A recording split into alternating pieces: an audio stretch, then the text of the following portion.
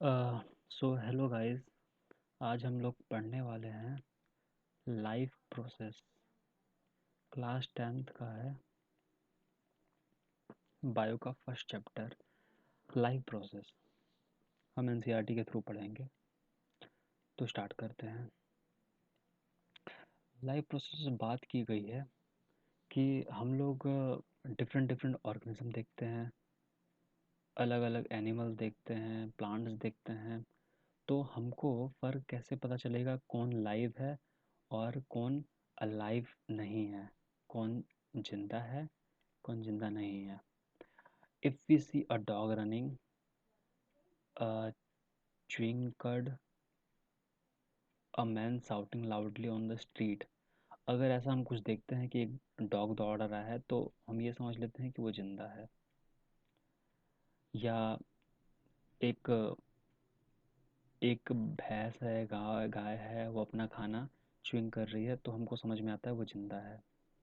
लेकिन क्या हो अगर वो काऊ या मैन सो जाए, तो क्या हम ये समझ लेंगे कि वो जिंदा नहीं है?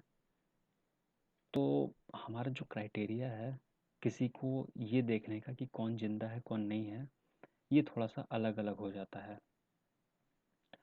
तो सबसे पहले हम देखते हैं कि क्या क्या क्राइटेरिया है। क्राइटेरिया की बात कर लेते हैं। साथ ही साथ हम ये भी देखते हैं कि प्लांट जिंदा है या नहीं, इसका कैसे पता चलता है। अगर हमें कोई प्लांट ग्रीन है तो हम बोलते हैं कि हाँ जिंदा है। लेकिन सिर्फ ग्रीन रहना उसके लिए सही क्राइटेरिया है क्या कि हम सही से बता दें कि वो जिंदा है, मतलब ग्रीन है। अगर डेथ है तो ग्रीन नहीं है। तो हम देखते हैं कि प्लांट्स जो है उसमें थोड़ा सा मूवमेंट आता है, मतलब वो थोड़ा बड़ा होता है, ग्रो करता है, तो हम ये मान के चलते हैं वो अलाइव है, जिंदा है। लेकिन अगर वो विजिबिलिटी हमको ना दिखे, अगर वो हमको बढ़ता हुआ ना दिखे, या कोई एनिमल है वो हमको सांस लेता ना दिखे, हलचल ना दिखे, तो क्या हम ये मान लें कि वो मर गया है? नहीं। तो ये जो क्राइटेरिया है ये हमारा थोड़ा सा अलग है। हमें ये देख के काम नहीं बता सकते कि कोई जिंदा है या मर गया है। उसके लिए क्राइटेरिया हमको डिसाइड करना पड़ेगा, क्या क्या क्राइटेरिया है उसको देखते हुए। एग्जाम्पल की बात कर लेते हैं अगर, तो एक इनविजिबल मॉलिक्यूलर है। एक मान लो बहुत छोटा सा एनिमल है जो कि अपने आई से इनविजिबल है। बहुत छोटा सा एनिमल है जो कि अपने आई से इनविजिबल है, और वो भी जिंदा है नहीं उसको कैसे देख के बताएंगे?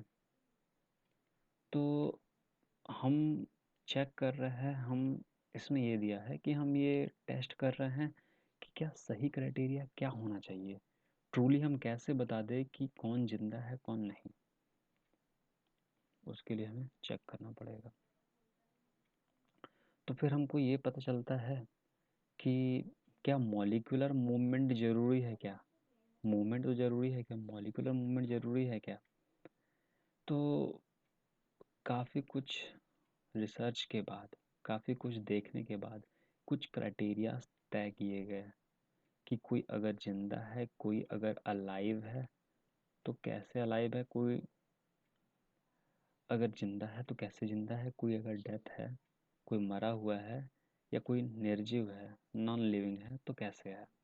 इसका डिसीजन हम करेंगे अभी। तो यहाँ बोला है वाटर लाइफ प्रोसेसेस। तो लाइफ प्रोसेसेस वो प्रोसेसेस हैं जिनके थ्रू हम डिसाइड कर सकते हैं कि ये जिंदा है, लाइव है या डेड है। ये हमको पता लगाने के लिए लाइफ के कुछ प्रोसेसेस हैं, उनको समझना पड़ेगा। अगर हम समझ लेते हैं तो हम ये कंक्लूज़न निकाल लेंगे कि कौन लाइव है कौन डेड है। नेक्स्ट पेज पे चलते हैं। तो तो क्या है, जिंदा रहने के लिए हमें कुछ प्रोसेसेस करने पड़ते हैं जो कि बहुत ज़रूरी प्रोसेसेस हैं। उन प्रोसेसेस को हम बोल देते हैं life process. The processes which together perform this maintenance job. यहाँ मेंटेनेंस जॉब उसको बोला है लाइफ लाइव रहने के लिए। लाइव रहने के लिए कुछ कुछ ऐसे जॉब हैं, कुछ कुछ ऐसे ड्यूटीज़ हैं, या कुछ कुछ ऐसी एक्टिविटीज़ हैं जो हमें करनी पड़ती रहती हैं, कंपलसरी है। उस प्रोसेसेस को हम बोल देते हैं लाइव प्रोसेस।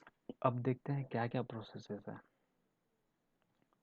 तो यहाँ बात की गई है कि लाइव प्रोसेसेस हम मतलब कि वो कुछ काम करेगा, उसमें कुछ डैमेज आएगा, उसको कुछ ब्रेकडाउन होगा, उस ब्रेकडाउन को उभरने के लिए, उसको मेंटेन करने के लिए एनर्जी चाहिए। वो एनर्जी चाहिए, उस एनर्जी के लिए सोर्स ऑफ एनर्जी चाहिए। हमारे पास कोई एनर्जी है तो उस एनर्जी के लिए हमारे पास कुछ सोर्स है जिसके थ्रू एनर्जी है। हम खाना खाते हैं, फूड, उससे हमारे पास एनर्जी आती है। उस एनर्जी से हम अपना बहुत काम करते हैं, हाथ हिलाते हैं, पैर हिलाते हैं, सांस लेते हैं, बहुत कुछ करते हैं। तो एक चीज़ साफ हो गई, जिंदा रहने के लिए एनर्जी की ज़रूरत है। एनर्जी क्यों? हमको कोई डैमेज होता है, कोई प्रॉब्लम होती है, उसके लिए एनर्जी चाहिए। जिंदा रहने के लिए एनर्जी चाहिए, और वो एनर्जी चाहिए फूड से। तो हम कुछ भी खाते हैं जो हमको एनर्जी देती है। हम कुछ भी इनसाइड लेते हैं, अपने अंदर लेते हैं, जो हमको एनर्जी दे दे, उसे हम न्यूट्रिशन कहते हैं। न्यूट्रिशन न्यूट्रिशन मतलब कुछ भी ऐसा लेना जो हमको एनर्जी दे सके, जो हमको एनर्जी दे सके। ये क्या होते हैं? ये फूड होते हैं। आमतौर पे फूड होते हैं जो हमको डायरेक्ट एनर्जी दे देते हैं।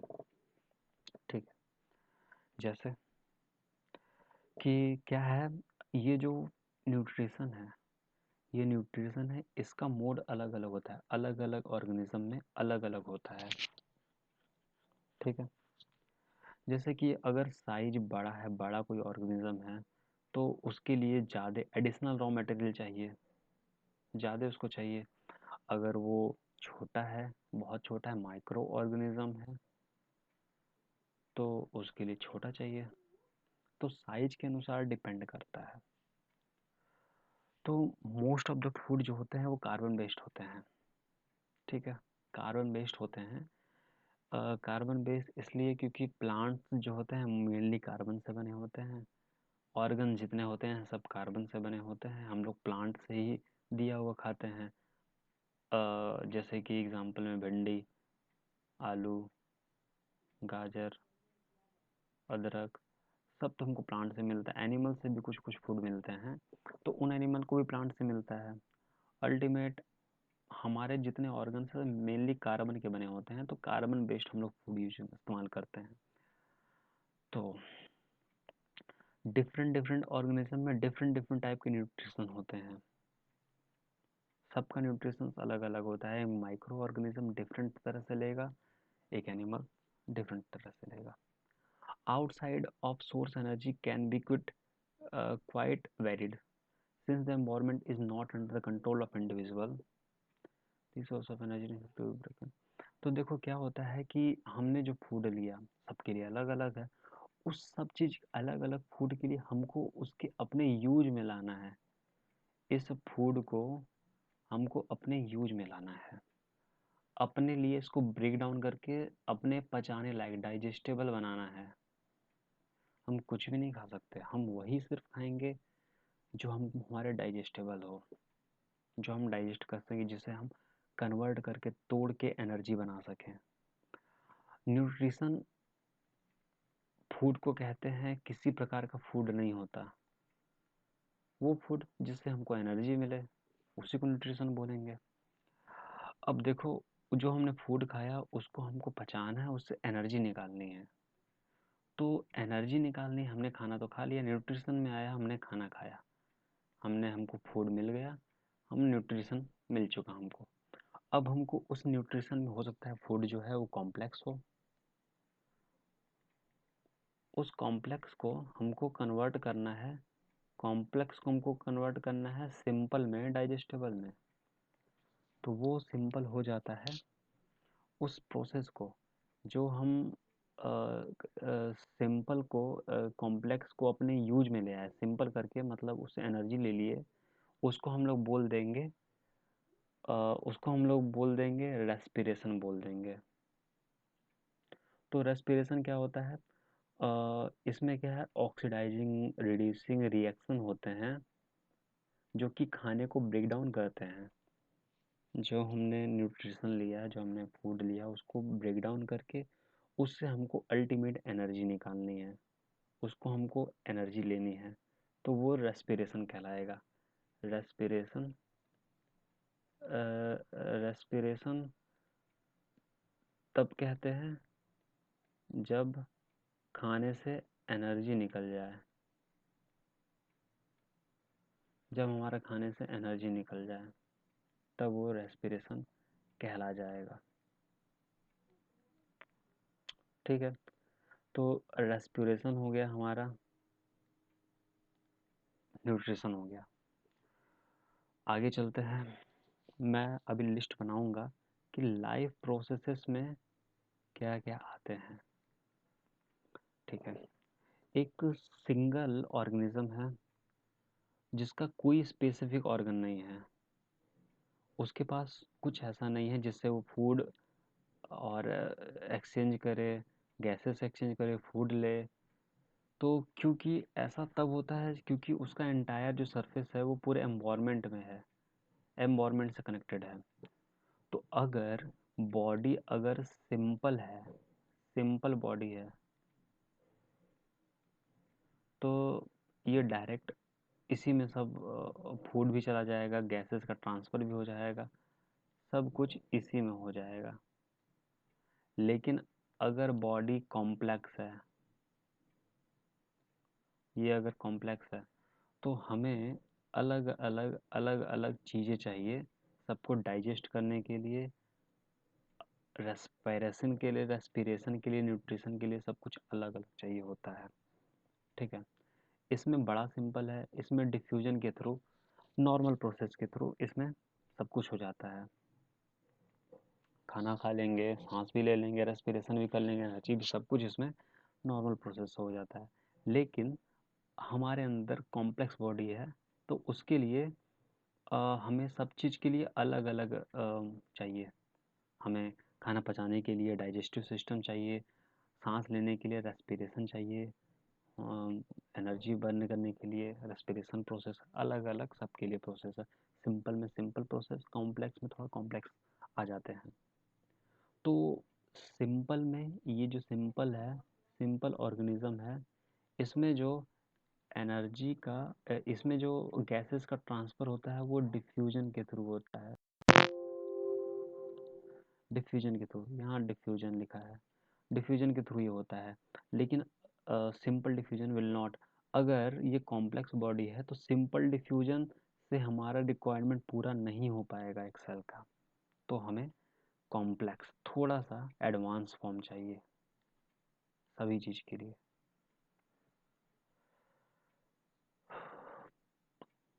अब क्या है, हमें हमें क्या है, एक अगर सिंपल हमारे ह्यूमन बीइंग की बात कर लिया जाए, ह्यूमंस की बात कर ले या एनिमल्स की बात कर ले या किसी भी कॉम्प्लेक्स की बात कर ले,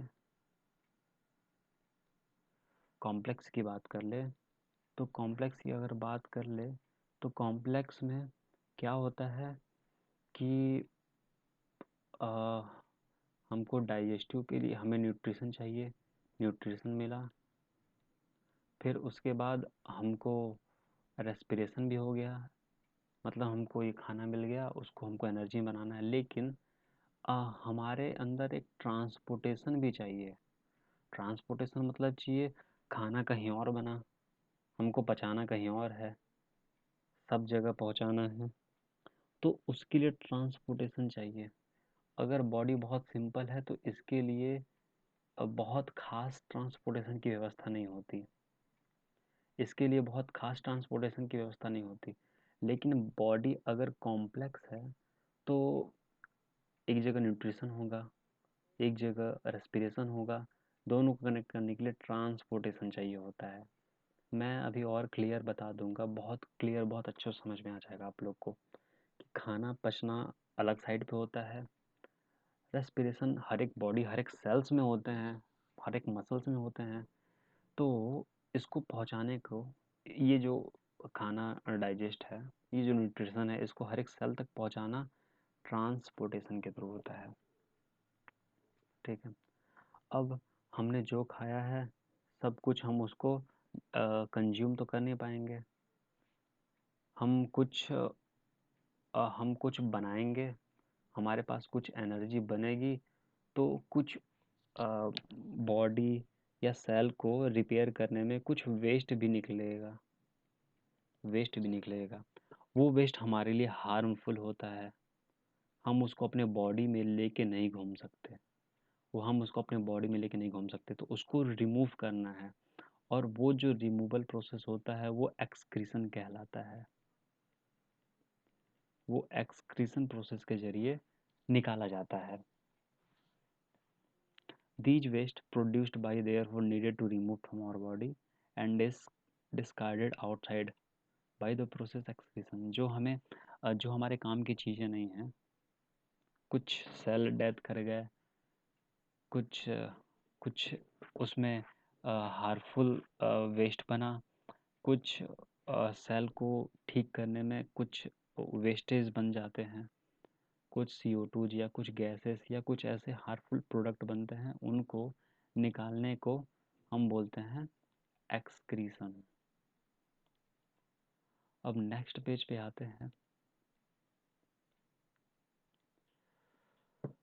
तो हम लोग का जो बॉडी है वो मल्टी सेलुलर है और कॉम्प्लेक्स है। तो ह्यूमंस की बॉडी के लिए एक अलग से ट्रांसपोर्टेशन सिस्टम चाहिए, एक अलग से एक्सक्रीटरी सिस्टम चाहिए। हमारे लिए सब कुछ अलग चाहिए। तो अब हम देख लेते हैं कि लाइफ प्रोसेस में हमारा जो क्वेश्चन था, कौन जिंदा है कौन जिंदा नहीं है, तो उसका हम अब बता सकते हैं कि क्या अगर कोई बॉडी लाइव है, तो लाइव है मतलब वो न्यूट्रिशन लेगा, वो रेस्पिरेशन करेगा, उसमें ट्रांसपोर्टेशन होंगे और उसमें एक्सक्रीशन होगा। ठीक है, साथ ही साथ उसमें रिप्रोडक्शन भी होगा, मेटाबॉलिज्म भी होगा, और भी बहुत प्रोसेसेस होंगे, चलते रहेंगे साथ ही साथ। ये बहुत एसेंशियल है, ये तो होने ही होने हैं, ये सारे प्रोसेसेस होने ही होने हैं, ये तो कंपलसरी है। अगर एसेंशियल फॉर मेंटेनिंग लाइफ की बात करते हैं तो ये न्यूट्रिशन, रेस्पिरेशन, ट्रांसपोर्टेशन, एक्सक्रीशन तो बहुत ज़रूरी है, ये तो होना ही होना है, इसके बिना तो काम चल ही नहीं पाएगा। कोई भी ऑर्गेनिज्म में कुछ ना कुछ तो खाना खाएगा ही, कुछ ना कुछ गैसेस का ट्रांसपोर्टेशन करेगा ही, कुछ गैस उसके अंदर बॉडी के अंदर बने तो उसको निकालना पड़ेगा। गैसेस का ट्रांसपोर्टेशन, रेस्पिरेशन का मतलब होता है कि एनर्जी का फॉर्मेशन। न्यूट्रिशन का मतलब होता है फूड इनटेक या न्यूट्रिशन लेना, पोषक लेना। तो ये इनटेक हुआ, रेस्पिरेशन उसको एनर्जी में कन्वर्ट करेगा ही करेगा। ट्रांसपोर्टेशन होगा, ट्रांसपोर्टेशन होता ही होता है। अगर वो खाना खाएगा तो उसको एनर्जी पूरी बॉडी में चाहिए, खाना कोई एक जगह जाएगा, पूरी बॉडी में फैलाने के लिए ट्रांसपोर्टेशन चाहिए ही चाहिए। एक्सक्रीशन पूरा तो सब कुछ जो खाएगा उसको सब कुछ डाइजेस्ट करेगा ही नहीं, कुछ ना कुछ एक्सक्रीट करेगा। और अगर बॉडी की सेल्स की डिमांड है तो सेल्स में कुछ ना कुछ वेस्टेज निकलते ही निकलते हैं रिपेयर करने के दौरान, और ऐसे प्रोडक्ट भी निकलते हैं बावजूद भी। तो अब हम बात कर लेते हैं न्यूट्रिशन की। हमने यहाँ देख लिया लाइफ को मेंटेन करने के लिए न्यूट्रिशन, रेस्पिरेशन, ट्रांसपोर्टेशन, एक्सक्रीशन, ये प्रोसेस चाहिए ही चाहिए चारों। अब देख लेते हैं न्यूट्रिशन क्या होता है।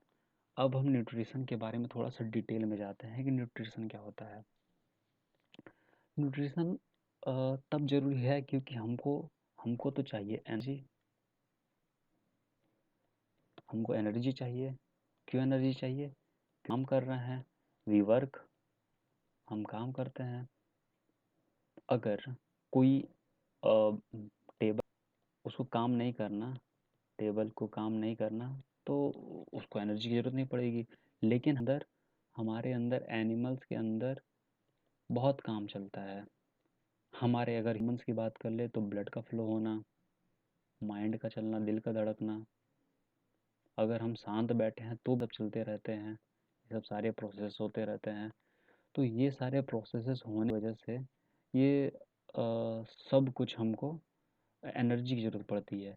कोई भी अगर काम हो रहा है तो हमको एनर्जी तो चाहिए ही, और एनर्जी चाहिए मतलब कुछ ना कुछ हमको फूड लेना पड़ेगा, कुछ ना कुछ हमको फूड लेना पड़ेगा। अब ये फूड लेना कैसे है, इस पे आते हैं, न्यूट्रिशन पे आते हैं। न्यूट्रिशन मतलब इनटेक फूड। इनटेक फूड मतलब जो हमारे काम की चीज़ है, जो हमारे डाइजेस्टेबल है, जिससे हम अपना एनर्जी, वो चीज़ को लेना, वो चीज़ हमारा फूड कहलाता है।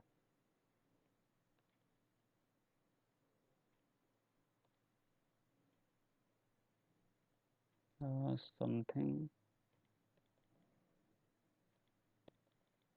Okay, no problem. तो वो हमारा फूड कहलाता है। तो अब आता है कैसे हम फूड लेते हैं। तो जो हमारा डिफरेंट डिफरेंट ऑर्गेनिज्म है, उनमें डिफरेंट डिफरेंट वेज से, डिफरेंट डिफरेंट तरीके से फूड का इंटेक होता है। कुछ बहुत सिंपल हैं, कुछ कुछ फूड मटेरियल बहुत सिंपल हैं, इनऑर्गेनिक में ले लेते हैं, जैसे carbon dioxide and water.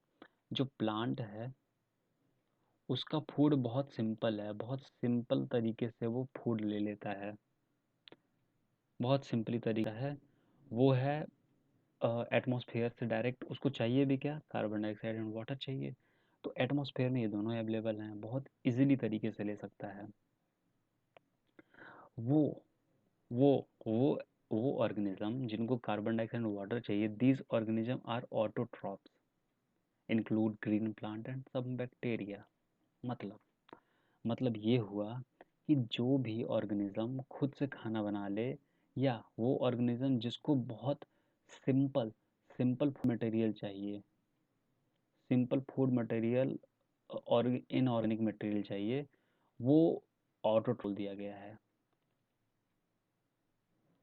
Autotroph से यहाँ बोल दिया गया है। एक बार देखो ध्यान से। Some organism use simple food material obtain from inorganic sources in form of carbon dioxide and water. कुछ ऑर्गेनिज्म सिंपल फूड लेते हैं obtain from inorganic sources in the form of carbon dioxide water. मतलब कुछ organism carbon dioxide and water से अपना food ले लेते हैं। दीज ऑर्गेनिज्म द ऑटोट्रॉप्स, इन ऑर्गेनिज्म को, ये जो ऑर्गेनिज्म होते हैं वो ऑटोट्रॉप्स होते हैं। दीज ऑर्गेनिज्म, या इसी को ऑटोट्रॉप्स बोल दो, include green plants and some bacteria. कुछ बैक्टीरिया और ग्रीन प्लांट जो होते हैं वो ऑटोट्रॉप्स हो जाते हैं।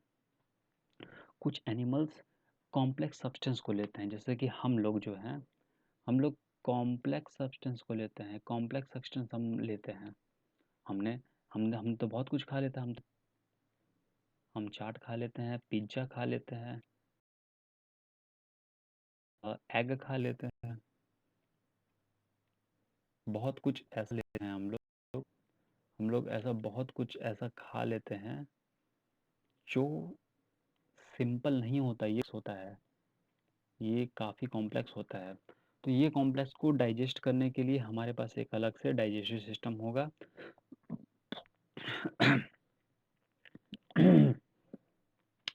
हमारे पास एक अलग डाइजेस्टिव सिस्टम होगा, एक चीज़। दूसरी चीज़,